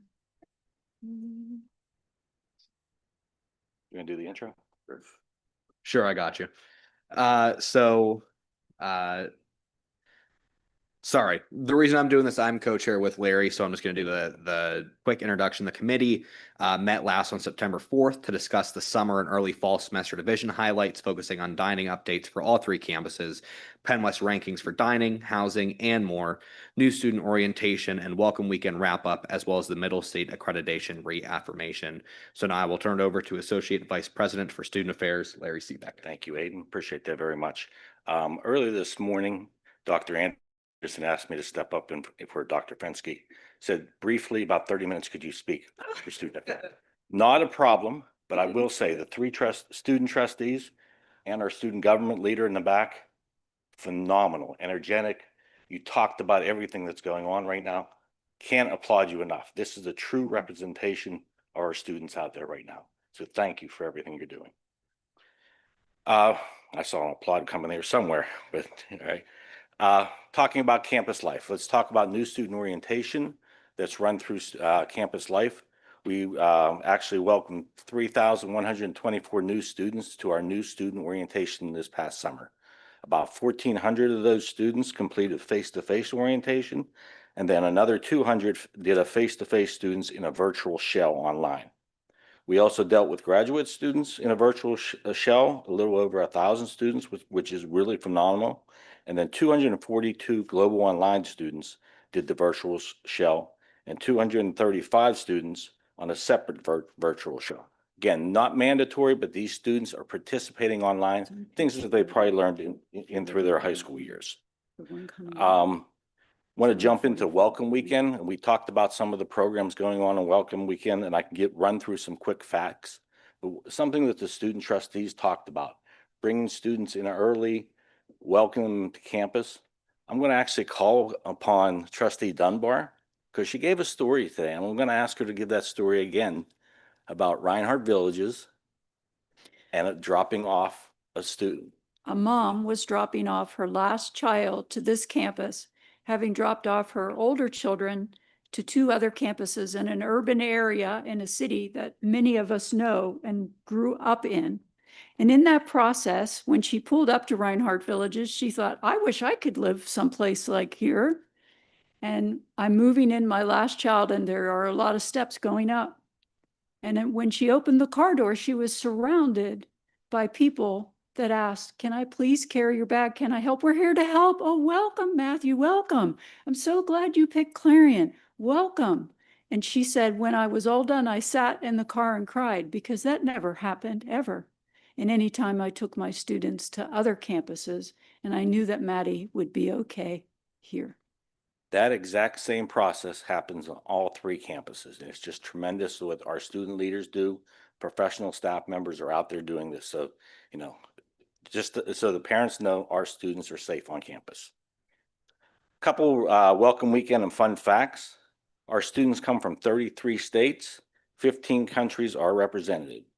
There are 59 PA counties represented in across Penn West. How many counties are out there? 67. Thank you very much. You won a prize. I had to look that up earlier. Thank you very much. The top three common majors: criminal justice, medical imaging sciences, early childhood, and elementary education. Again, events included for Welcome Weekend: picnic, socials, magicians, activity fairs, yoga, which I did not participate in, cornhole tournaments, and so much more. I'd also like to recognize the work that went into those programming initiatives. There were 3 different events, 3 welcome programs. The president went to all 3 of those programs day after day throughout the weekend. A lot of travel time on his part, but he participated in all of those programs with the students. So check out the social media pages as we talked about. A lot of good photos out there on Welcome Weekend. Moving on to residence life and housing. I think we got the next slide there somewhere. We have 1,230 students in California. That's on campus in our off-campus facility at Vulcan Villages. That includes 307 first-year students. At Clarion, we have 716 students in the residence halls and Reinhardt Villages, and 216 are first-year students. In Edinboro, 903 and 229 first-year students. Briefly talking about meal plans, and Aiden did give a great report on the services that we're providing. And we try to do a fairly similar program across the 3 campuses. It's been a blessing that we have a similar vendor across the campuses. Dining meal plans for students and faculty and staff, which is new this year, can be used across all 3 campuses. It's working out very well. We're excited to offer, is a vending machine exciting? Yes, they are, because something is very new, very, very new to Penn West. And actually, there's not a state system school that does this. You can use your meal plan in a vending machine. So if you want to use your discretionary dollars, they're called shop dollars or dime dollars, you can go up to a vending machine and grab a soda, grab a snack. No other PASHE school does that. Something that we can be very proud of. Additionally, we've added what are called meal plan vending machines on the 3 campuses, where after hours, if a student center is open till midnight, a student can go up to 2 vending machines, pick a protein, and then a soda and a snack, and use a meal swipe on that option. Technology that we're trying to get across to the different campuses, again, unique to the state system. So we are a leader in those types of programs. So thank you. Last slide, we'll talk about institutional effectiveness. And actually, the president started off his report today that we were reaffirmed, no recommendations or requirements. There was a supplemental information report, and information was requested for some financial modeling, as well as some enrollment projections, which we have provided. Looking ahead, and it's not too far, 2032, it'll be here before you know it, will be our next self-study. Questions? That's all. Thank No you. questions, sir, but Thank you. thanks for taking that report. Appreciate you. Thanks for what you added too, Aiden. We'll now move to finance and administration. That's on page 45 in the board packet if you're trying to look for it. This will be handled both by Trustee Pickett and VP Smith. Yes. Thank you, Chair. Thank you, Chair Dunbar. The Finance and Administration Committee held its quarterly meeting on the 8th of September. The discussions were centered on 2 items. We reviewed the year-end budget to actuals for 2024-25 unrestricted budget. We also reviewed the preliminary fiscal year 2025-26 university budget. That concludes my report. And now I'll turn it over to Finance and Administration's Interim Chief Financial Officer, Teresa Smith. Thank you, Trustee Pickett. Thank you. I would like to briefly talk about the FY26 proposed budget. Next slide, please. Next and only slide you'll be glad to hear. The FY26 proposed budget that we have for you today is very similar to what our trustees have seen at both the information session and at our Finance and Administration meeting. I do need to make a couple of statements about the FY26 proposed university budget. First, you all know, if you live in the state of Pennsylvania, we do not have an approved state budget yet. So whereas we are proposing this to you for an action item today, we have to recognize, and I need to preface this by saying, we may have to bring back amendments to you as a council of trustees when the final appropriations are denoted and we finally do have a state budget. And I am not certain at what point in time we will have that in Pennsylvania yet. But I do want to put that on the table so that you understand that we might have to return with some amendments. I want to share with you some things that are included in this FY26 budget. I think the most important thing I want to keep bringing home to you every time I meet you is that when we presented a budget to you as a preliminary in June, we have held that course. We've stayed the course with the overall $2.2 million deficit for the combined E&G and auxiliary. We are doing what we said we were going to do, and that's really important as a finance officer and as an institution. Here's how we're doing that. The things that have happened from the time we were together in June to today are very significant. In this budget, we do have a state funding decrease from what was presented to you in June of $5.8 million. We are told there will be very little opportunity for that to change even when the final budget is approved by the state of Pennsylvania. So it's looking at a $5 million decrease in state appropriations. To help offset that, the state of Pennsylvania, in particular PASHE, authorized PASHE institutions to be able to increase tuition by the tune of 3.6%. That 3.6% increase for our student tuition did garner about another 1.3 mil in tuition and fee revenue. That's an important point to make. We hated to have to increase tuition, but quite frankly, you have some of the lowest tuition in the nation. And had you had not increased as a PASHE institution, you had not increased tuition since around 2018, 2019. So while, albeit painful for our students, we are still very much competitive in the tuition market. The other change that came over the summer was to continue to try and offset the loss in revenue and the loss in state appropriations in particular. There is a one-time Sears state employee retirement system influx of cash that is going to be provided to the institutions this year, and Penn West's share of that is $4.2 million. So that's kind of where we sat on the revenue standpoint. I'd like to walk through just a couple of the other assumptions from the budget, and then we can look at some individual line items. From the time we met with you in June 26, we have held all the budget for personnel services steady. We had built in all the increases that were allowable under each of the CBAs. We had placed all the known increases to budgets for benefits, and that has remained steady since the last time we were together. The one thing that did alter is each year we have to do a balancing of all the healthcare premiums and all the healthcare costs from the previous year. So we unfortunately took a little of a hit, $300,000 in the healthcare premiums and the healthcare benefits settlement from 24-25.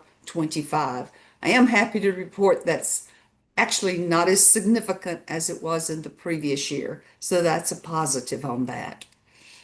And looking at our revenues, I'd like to draw your attention to the auxiliary sales line there. We're very pleased that since the last time we met with you, our housing did increase over what our projections were in the May CPP and what we had shared earlier at the trustee meeting. So that is a positive. That all other revenue line that you're seeing there, that is where that Sears supplement is coming in to help plug the loss of state appropriations.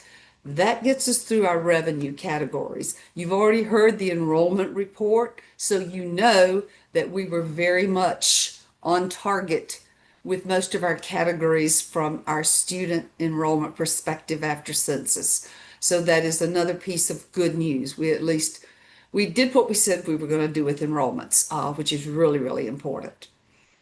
On the salary and wage and the benefits, you will not see significant changes there from what was presented in the CPP May and what's been shared with all of our university constituents. Those, we pretty well had all those expenses built in earlier. On the other turnover pooled savings line, you will see a slight increase over what was presented to you in June because we have had a decrease in state appropriations and because we did not quite make our enrollment numbers. That is the line where we know that we're going to have to find some additional ways to cut expenditures so that we, in fact, can make the 2.2 million deficit at year end. So you'll see a slight increase there. The student financial aid, was a good topic at the Finance Committee and at the COT. There has been a change in how we must present financial statements. This change came through NACUBA, but was approved by PASHE. So this year you will see that all student financial aid, regardless of the resources, regardless of the source, has to be recorded on the E&G and the auxiliary line. That is a change from the past. Used to you split out the unrestricted from the restricted, but that is a change. It is not that we have increased the student financial aid. I don't want you to walk away thinking that's the case, but that does include the restricted portion of that. And you will see down below there is at the very bottom before the $2.2 million deficit, you'll see a transfer. You'll see we're transferring back out the portion of that aid that is associated with those restricted funds. So it's really a wash. It's just how we must report it. But I wanted you to be aware of that. That change happened in FY25. We were not aware of it at the first of the year, but we did in our financial system reporting for FY25. We did make that correction there. So this will be ongoing unless there were to be a new NACUBA proclamation somewhere down the road that alters that. So that's where you're seeing that. We're doing what we said we were going to do as far as controlling non-personnel operating expenditures for E&G. We're holding those steady at the same rate that we presented in the May CPP and at the June 26th meeting. And you can rest assured, anyone that needs additional budget funds, that process is working very well. They come through the cabinet member and then they all come to the president. So we're all fully aware before any additional budget is provided to anyone. We're all in full awares of where that funding is going and for what purpose. So that is a process that is working well. Capital expenditures are on task. Those are currently approved capital projects that we are working through. And then, of course, the debt is a part of our indebtedness for the bonding for our housing, parking garage, things of that nature. And those come right off of the debt schedule. So there is a snapshot of what we're presenting today. And as I stated, we're holding steady with what we said we were going to do at the May CPP and on our June 26th Council of Trustee meetings. And I will take a breath now and take questions if there's any. Excuse me. Trustees, does anyone have a question?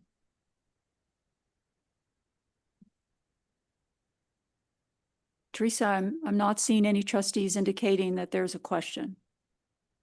Thank you. Thank you for allowing me to present remotely. Know that in this process next, there must be a motion that the Council of Trustees approve the annual operating budget for fiscal year 2025 to 26. So moved. In a second. I know you need a roll call vote. Yes, ma'am. Trustee Bellini? Trustee Dugan, Yes. Trustee Dunbar. Yes. Trustee Jones, Trustee John, Yes. Trustee Kennedy, Yes. Trustee Logue, Yes. Trustee Maggi, Yes. Trustee Nikolai, Yes. Trustee Obelander, Yes. Trustee Pape, Yes. Trustee Pickett, Yes. Trustee Whitson, Yes. Trustee Yamba. Yes. Thank you. Motion is carried unanimously. We'll now move on to the Advancement Committee. Although I came to the meeting having attended another Penn West meeting late, and Jim was about to adjourn the meeting, I'll just read what was left for me, that we're going to turn this over for you. That meeting included the update on the Clarion Campus Al Jacks field naming ceremony. So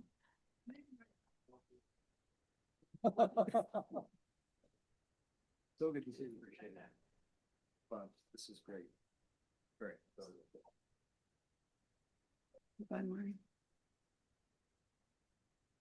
Thank you very much. JD, I'm sorry the way the schedule worked out with our meeting. And It's okay, it's okay. we had our meeting September the 8th and had a great conversation. Fundraising recap for 24-25. The numbers of donors and dollars received increased to the highest levels in the last 4 years, as Dr. Anderson said. Nearly 10.5 million was received, which again, a fantastic year for us. 6 out of our 9 leadership groups were at 100% participation. That's 96% of the individuals. That's 117 out of 122. So we will push again this year. We report that out. We share that. So as we go through the year, we'll be challenging the cabinet. We'll be challenging the trustees and all of our foundations and alumni association board members to join us at 100% participation. So thank you and everybody who made a gift last year. We'll be back around this year. The specific numbers last year, you can see that for the dollars raised, each campus surpassed its goal. And the total overall goal, we increased by over 64%. So our goal was 6.2. We ended up at 10.491 for the year. Number of donors was also an increase. Combined, we are at 102% of our total. Every campus except Clarion met that goal. So we're focused on how do we continue to build the alumni giving on the Clarion campus and build that up so we surpass that goal this year. Any questions on those numbers? Okay. This report, we've talked a little bit about campaigns. This report is kind of how we'll frame campaign counting. You'll see the top half of that, the 10.491, about halfway down on the right, matches the previous page. That's actual cash in the door. You'll see below that, there's about $100,000 that came through deferred gifts. That is not cash yet. So we want to make sure that we count that, but we want to be transparent that that's not actual money that's in yet. So we will continue to kind of track this way so we can monitor both pledges and deferred gifts and be able to report out accurately on money that's come in the door. Do you mind to go over deferred gifts? Deferred gifts might be, it might be a bequest intention.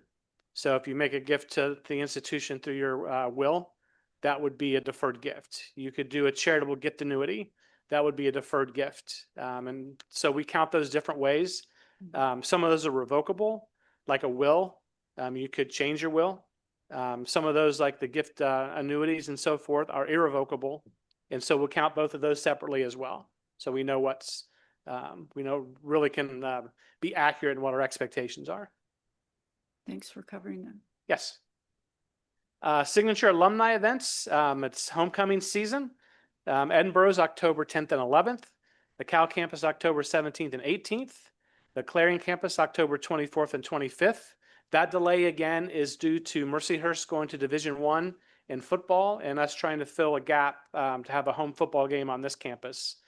People here were excited because the Leaves would be here, but with the weather that we've had, I don't think the Leaves are going to be here for autumn leaf anyway. So maybe next year we'll revisit that. Our Distinguished Alumni Awards on the Clarion campus, February 27th, Cal, April 25th, and Edinburgh, April 10th. We will send information out to you to nominate people. We always want to push to have a number of nominations to look through. So we'll make sure that you have that and can make nominations. Our spring day of giving, March 19th. So we'll be working with Kelly's team. We'll have some great communications and great templates that we can use that we'll ask you to use on your social media channels to push the message of giving. And so we're really looking forward to, if you'll recall, last year we had increases of about 54% in donors and about 41% in dollars over the previous year.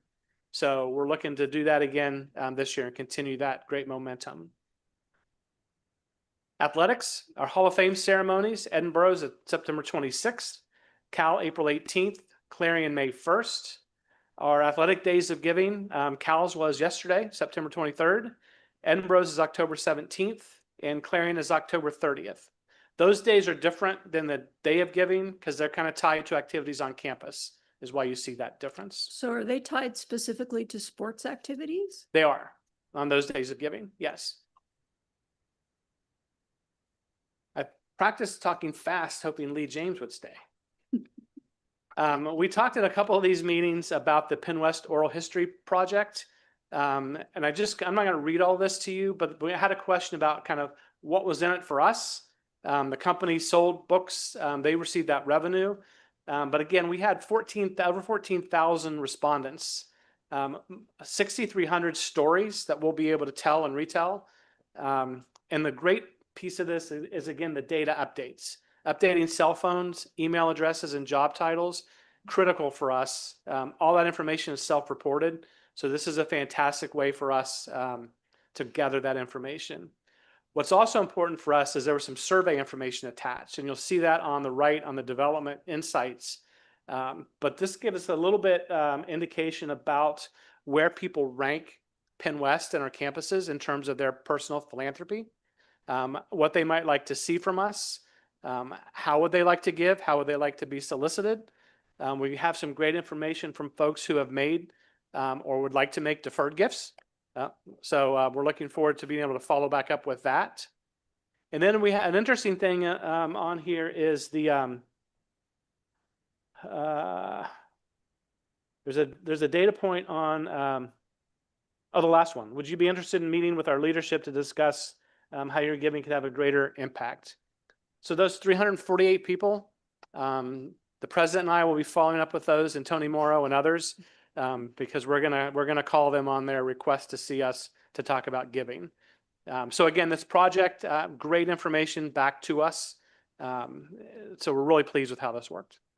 Jim, if someone has not been approached or they missed the approach time, how can we respond to those? So on the website, on the alumni webpage, on the Penn West page, there is links to this work. So that's the easiest way. Any questions about that, trustees? Yes. Mark? How do you account for the money that's donated through these county give days? And how do we know, how do you account for those as individual donors? And how do you account, where does the money show up in the columns? So the money shows up in the column as coming from the organization. So if it's, so if 15 people from Crawford County donate whatever, $6,000, it shows up as one donation from Crawford County? That's correct. Okay. And how soon do you get the money to the foundation? I mean, it's within these close and it's within a couple of 3 weeks that Okay. we'll get that. For us, it's a little bit like the SECA campaign, which is a statewide kind of United Way approach to giving. We don't get that donor level information on that as well. So we participate. You don't? We don't. So I shouldn't donate that way anymore? Well, I'm not going to say that, but it's a challenge for us. SECA takes a cut off the top. Oh, I didn't know that. So we prefer that you make your gifts directly to us. But it's like United Way. If you give to the United Way and United Way makes a gift to us, we would show one gift from the United Way. Okay. Thank you. You're welcome. Thanks for clearing up our confusion. Sure.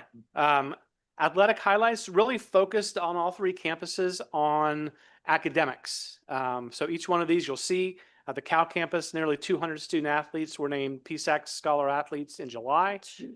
We had a student athlete, Peyton Conte, repeated as the third team academic All-American. He's a baseball player. And women's golf received the PSAC top team GPA for the second time in 3 years. Edinburgh, 128 student athletes were named PSAC Scholar Athletes. Several members of the wrestling, track and field, lacrosse teams were named College Sports Communicators Academic All District. And a shout out to new head football coach Matt Scott winning his debut over East Stroudsburg. He's not faced the Golden Eagles yet, though. Clarion, 177 student athletes were named PSAC to the PSAC Scholar Athlete list. The playing surface at Memorial Stadium, we talked about that a little bit earlier, was named in honor of Al Jacks. And the men's and women's swimming and diving teams were recognized by the CSCAA as Scholar All-American teams. That's my last slide, I think. Just to add something to athletics, we talked earlier about the PSAC and their 75th celebration. We send forward names. They select the names that they name to the top 75. As you can imagine, it's very competitive. Their last piece was what they call their Keystone list. That is for administrators, coaches, communicators. And out of the 75, Penn West had about almost a quarter of those folks. But two current, Jess Strom, the current women's basketball coach at Cal, and Karen Herpy, the current athletic director at Cal, were both named to that list. We took 3 trustees last night to the Clarion Field late at night. I'm sure we're on cameras, but we could not find where the name Al Jacks is there on the stadium. Can you help us? I can. So 2 places. Number one, when you walk in, there's a stone that has kind of a cutout of Coach Jacks and a mention there. It's painted on the sideline, like the kind of the white section just off the playing surface. We're actually going to take it off of there and we're going to wrap the scoreboard and put it on the scoreboard where it's more visible. Mm-hmm. So you won't have to ask me next time. You'll see it right there. Okay, thank you. Yes. Trustees. If there's no questions, I think. No further questions. Thank you. Thank you all. Thank you, VP Jim. Appreciate you. Trustees' bases are loaded. We just have an item on the executive committee that we need to tend to next. It's the approval of the proposed bylaw amendments. In advance of today's meeting, and more than once, you received documents regarding the proposed bylaw amendments. The first one was a red line version showing changes and a clean version that incorporated those changes, on which we will vote. Printed copies can be found on page 59 if you feel you must review them before we vote today. A copy of this motion can be found on page 8 of the board packet. Is there anyone who wishes to have further discussion of the bylaw amendments before we vote?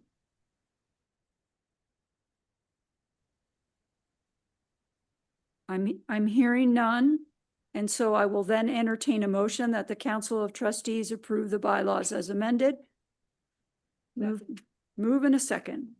Does anyone have any questions or wish to discuss further? We have a motion, we have a second to call the bylaws to approve them as amended. Rachel, please take a roll call vote. Thank you.